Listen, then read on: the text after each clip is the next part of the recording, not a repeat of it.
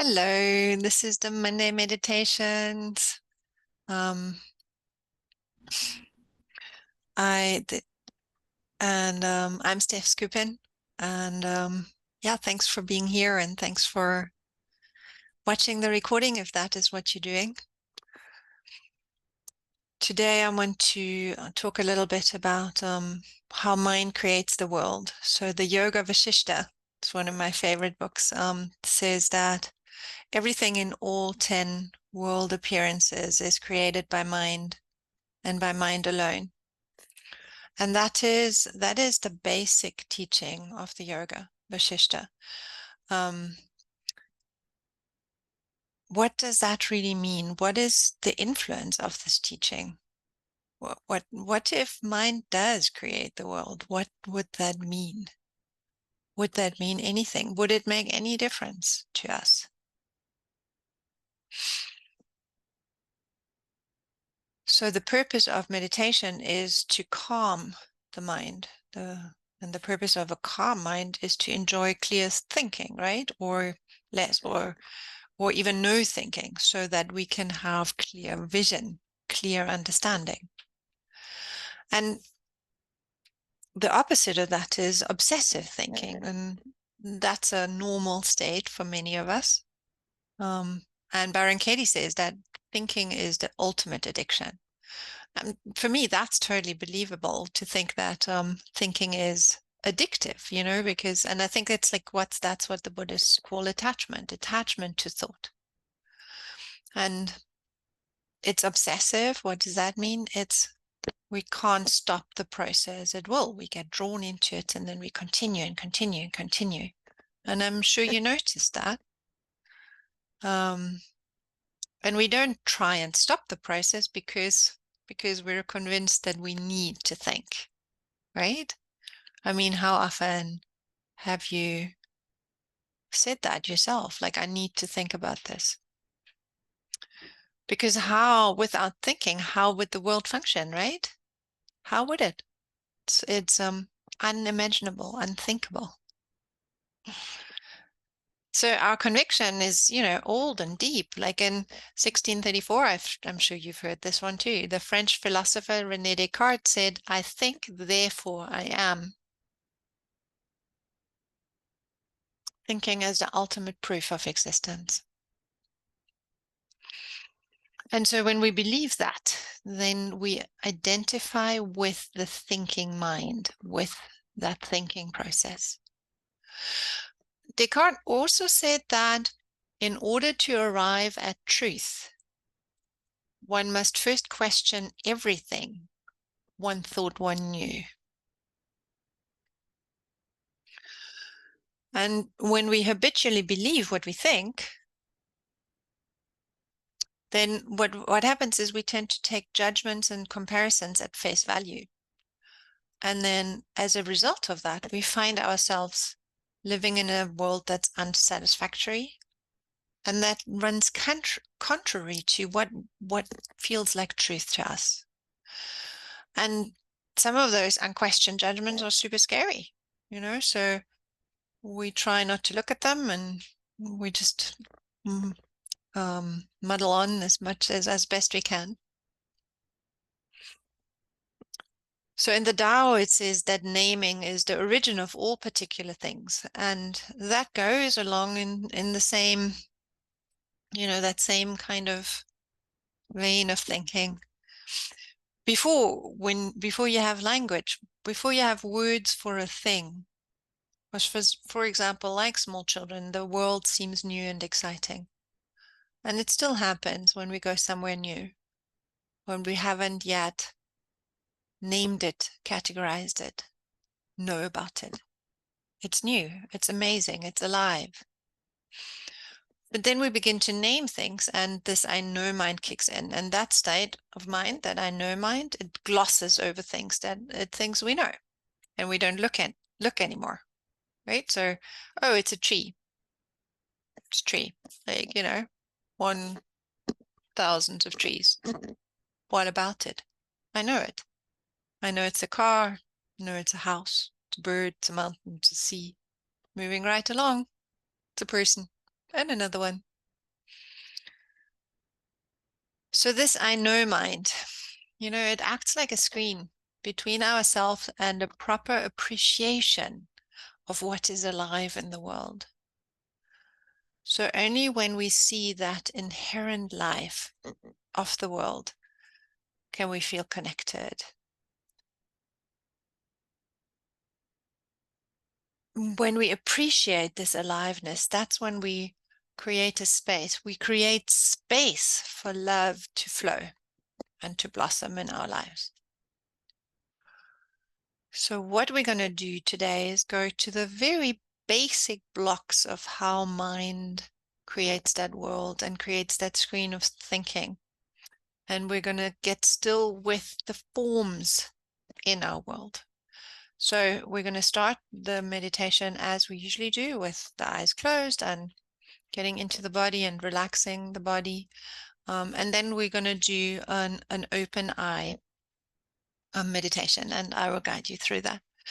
So let's close our eyes and sit comfortably and easily.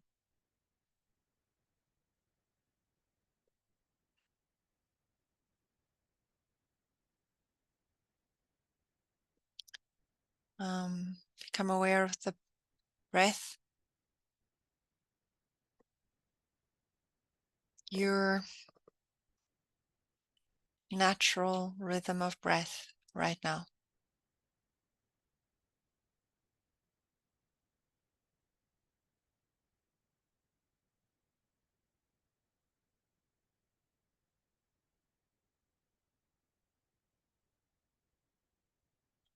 Notice what your natural rhythm of breath right now is, whether it's, slow or fast, or is it congested, or is it uneven, whatever it is. Just notice it without trying to even influence it.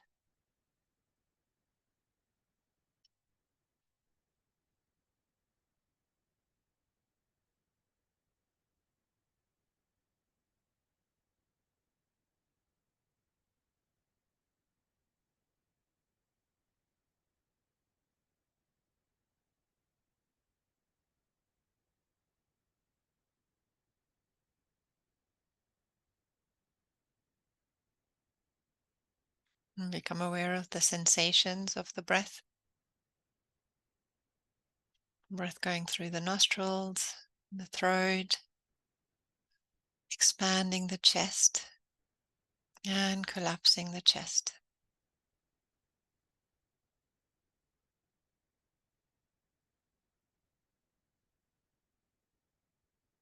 And the breath coming back out.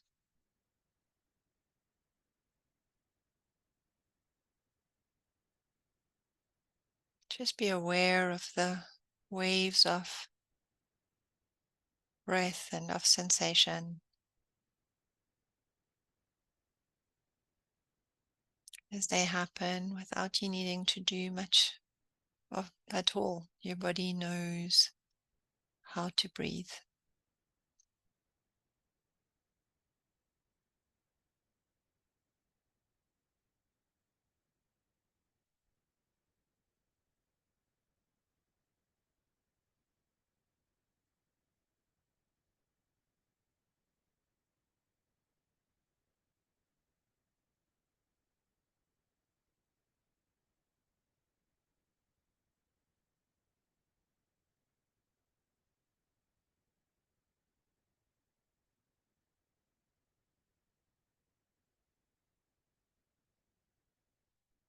With the next inhalation, I invite you to follow the sensation of breath all the way down into the body until you arrive at your feet.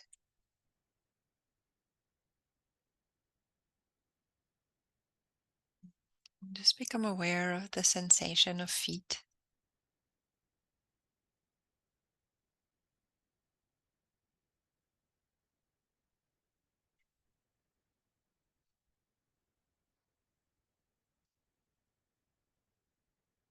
Become aware of the ankles,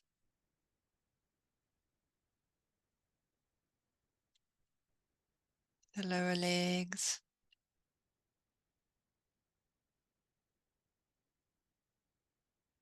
the knees,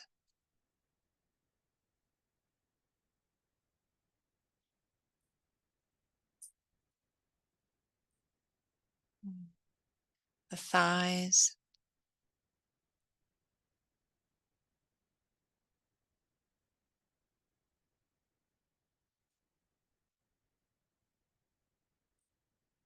becoming aware of the buttocks, the hips, the area of the genitals,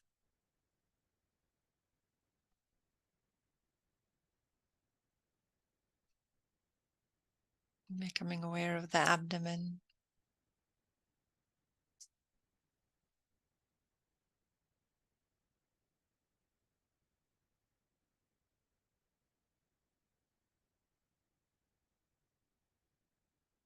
Noticing any tension, any discomfort, or maybe just noticing perfect comfort and contentment.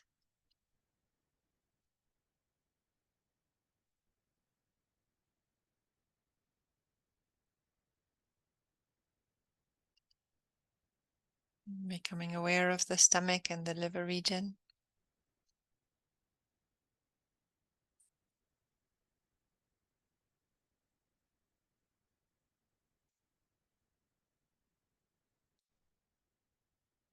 Becoming aware of the chest.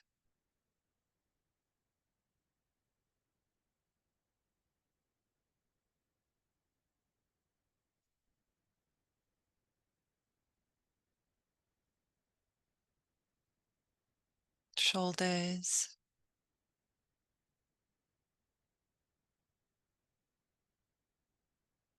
Arms and hands.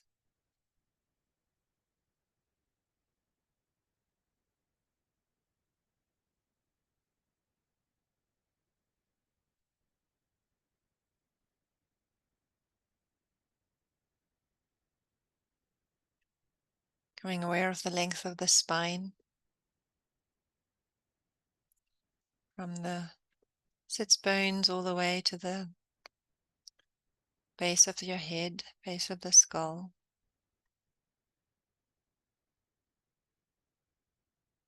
Just noticing any tension, any slight movements that the spine might want to make to adjust how you're sitting.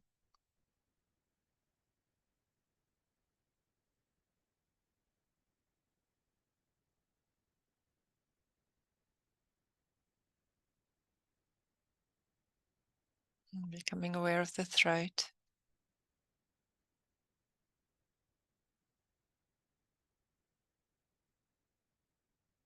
The face.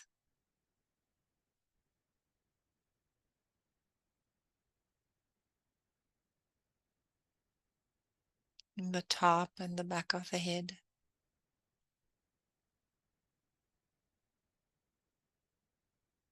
Becoming aware of the whole body. Whole body.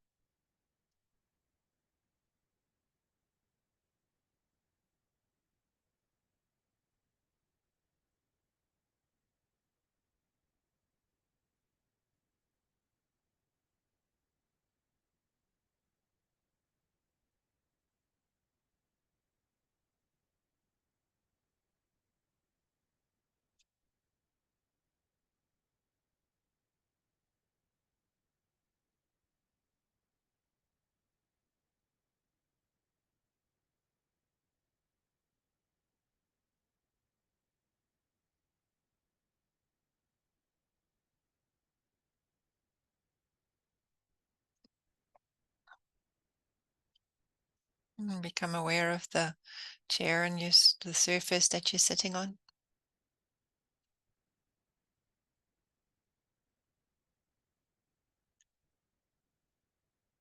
And become aware of your environment, the room, or your just whatever is around you. Maybe you're outside.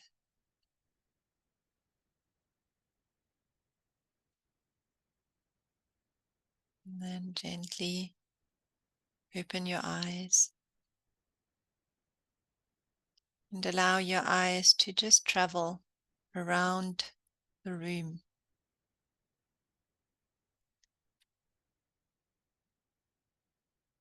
And then as things come into your awareness, just name them with first generation names. Wall, phone, picture, plant, pillow, leg.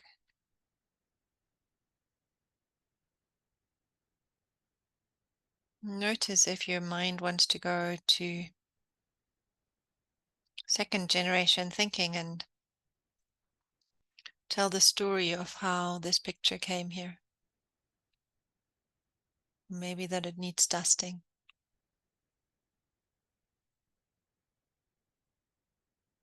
And just notice and come back to the exercise, just using first generation names.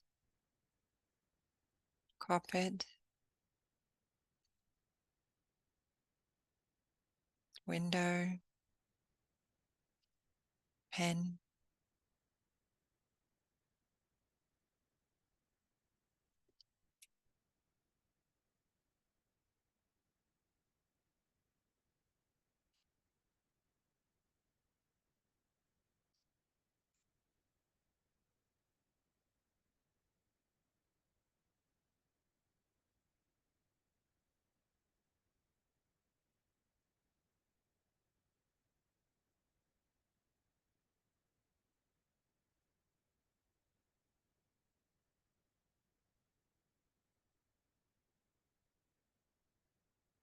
Allow yourself to allow your eyes to rest on one object.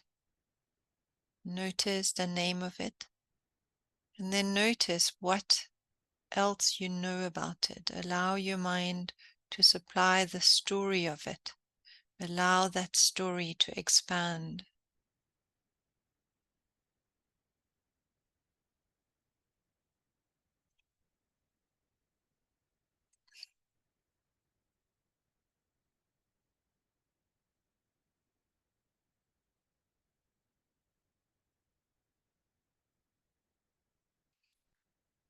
And notice how, as you listening to the story,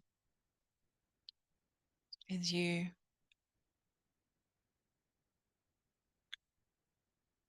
focus on the story, you see less of this object.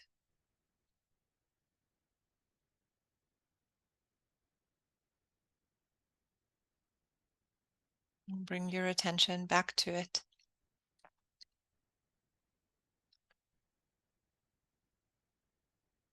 Just being aware of it being there.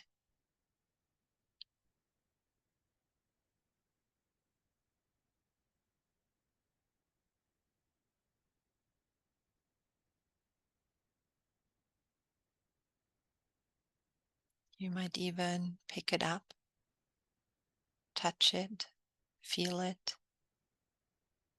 smell, hear it, taste it, whatever it is.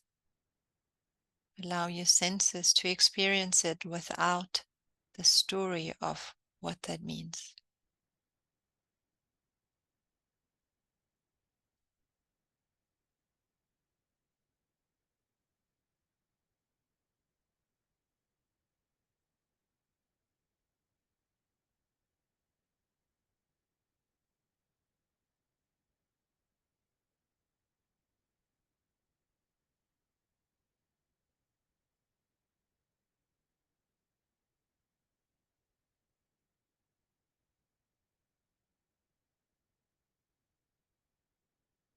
What would this be if you didn't know?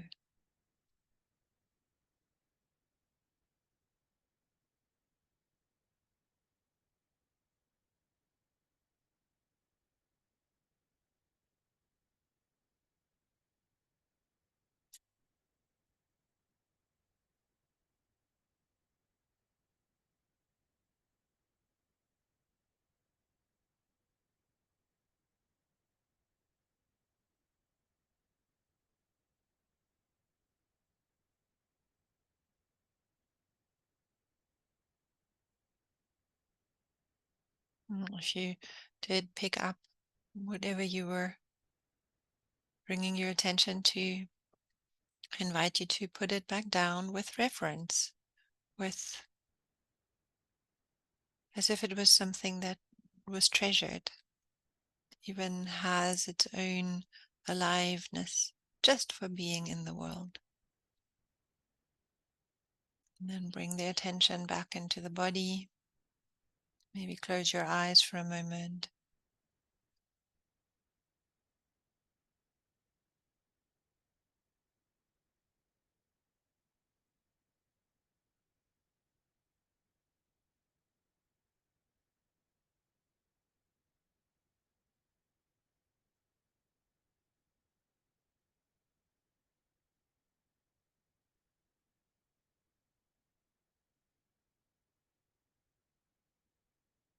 And then open your eyes one more time, looking around and naming the things in your environment by first generation names.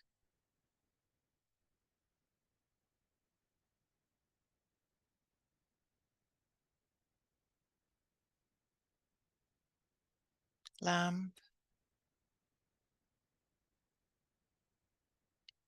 plant, book, hand,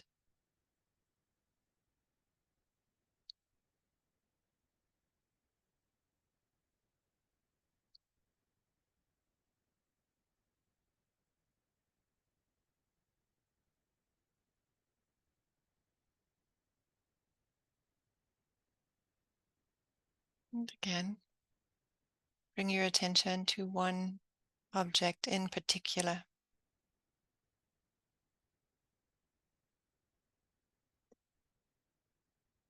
And just observe it.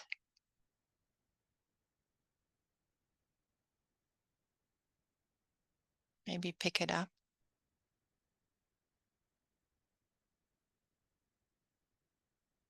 And then allow your mind to tell you its story.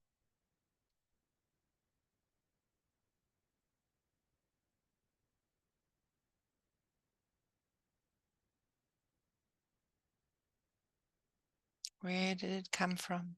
Who made it? What are the repercussions?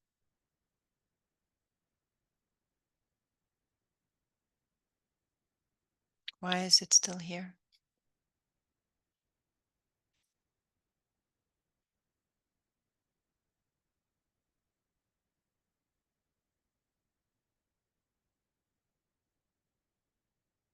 And notice that as you are thinking of its story, how you see less of what it is.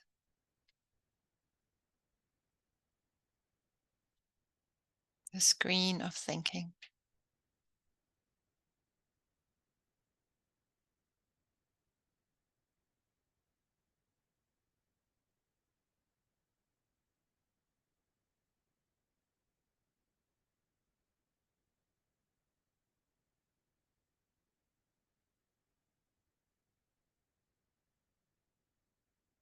And what would this be without your story?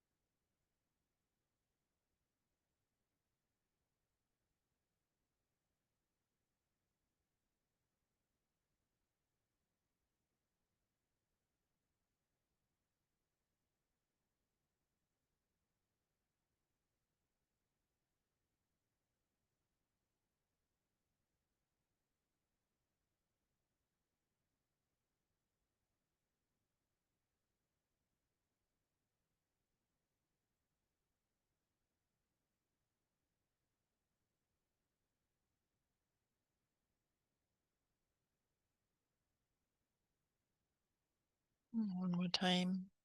Put the object down or close your eyes and disengage. Take a couple of breaths to ground focused attention in the body.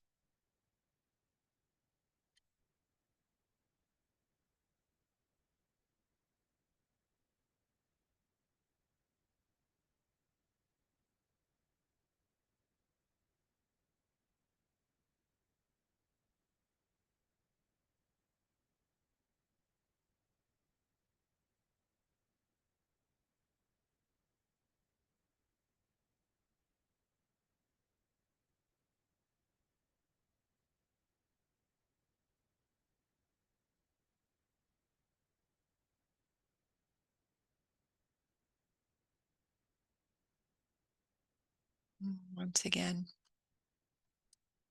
open your eyes and look around, and one more time,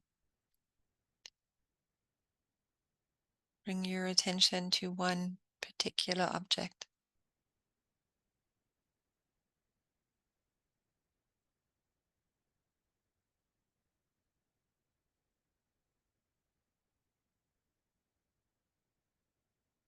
What would this be without your story?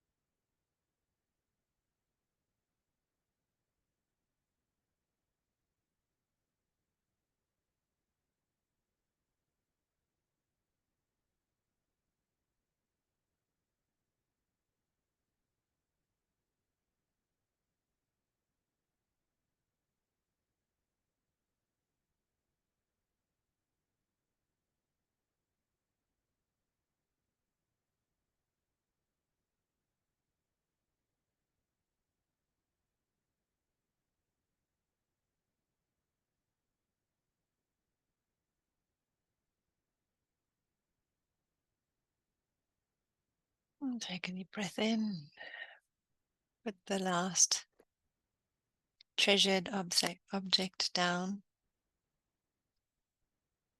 Let's close our eyes again just for a moment, bringing the attention back into the body, the feet and the legs,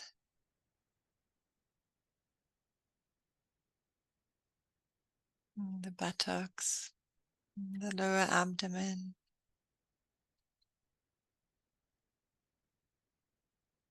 and stomach and liver and chest, shoulders, arms, hands, spine,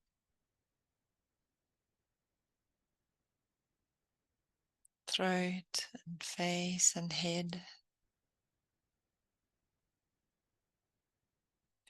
Being aware of the whole body, embodying the awareness.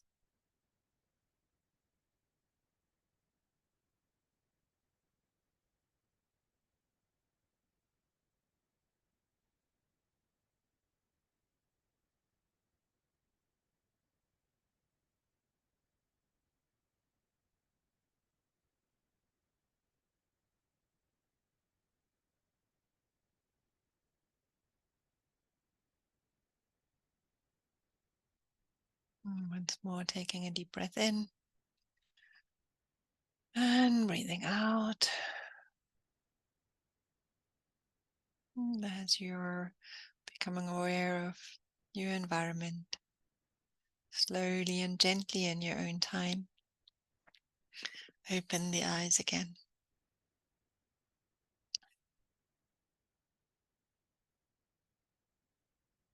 This is partially an exercise that Katie has on YouTube. So it's open, and it's also an exercise at the school called the morning walk. Walking with your eyes open and just allowing yourself to look at things and calling them by that first generation name without the story or even without a name. It's a beautiful meditation, beautiful way of connecting with what's around you. And as usual, the invitation is to practice that every day for this coming week. Maybe just a couple of days, maybe a couple of minutes. Maybe you'll like to do it a little bit more as you go on a walk. And as always, thank you for meditating. And I will see you again in 3 weeks because I'm going on summer break.